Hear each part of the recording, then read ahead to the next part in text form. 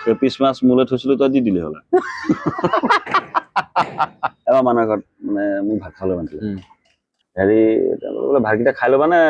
মই বোলো খাই দিওঁ আপুনি বোলো আপুনিও খাওক আপোনালৈ ৰৈ আছো কৈছে বোলে মোৰ দেৰি হ'ব তুমি খাই লোৱা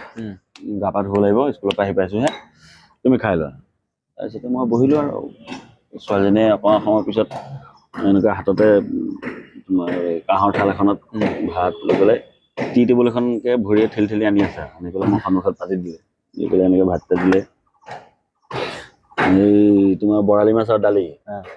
তাৰপিছতে তোমাৰ গুটি আলু ভাজি ধুনীয়াকৈ খুৱাইছে খাই আছো আৰু তাৰপিছত মাকে হাত ভৰি ধুই আহিলে আহি পেলাই মাকৰ ওচৰত বহিলেহি মই ভাত খাই আছো তেওঁ কথা পাতি আছে কথা কৈ আছো শুনি আছো কৈ আছো তাৰপিছতে ছোৱালীজনীয়ে দুৱাৰমুখৰ পৰা সুধিলে দাদা কিবা লাগিব নেকি মই বোলো অকণমান দালি দিয়া তাইও সৌজন্যতাৰ খাতিৰত দৌৰি গৈ পেলাই দালিৰ লগতে যেনিবা মাছ এপিচ আৰু লৈ আহি পেলাই মোক তেতিয়া মাছ পিচি দি দিলে মাকে এনেকৈ চাই সেই পিছ মাছ মোলৈ থৈছিলো তই দি দিলি হ'লে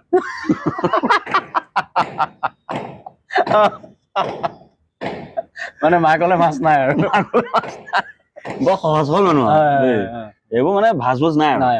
তাৰপিছত জীয়েকে এনেকে কৈছে দেই জিভাখন তাৰপিছত ভিতৰলৈ দৌৰ মাৰিলে দৌৰ মাৰি গৈ আকৌ বাতি এটা আনি চামুচ আনি মাছটো আকৌ মোৰ পাতৰ পৰা উঠাই লৈ গুচি গ'ল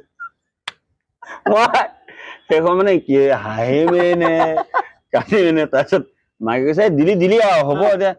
ছোৱালীজনী কৈছে নহয় তই আকৌ মোলো সেই লৈছিলো যে মই মাছ ইমান নহয় মাছ খোজাই নাই দেখোন দালি অকণহে লাগে বুলি কৈছিলো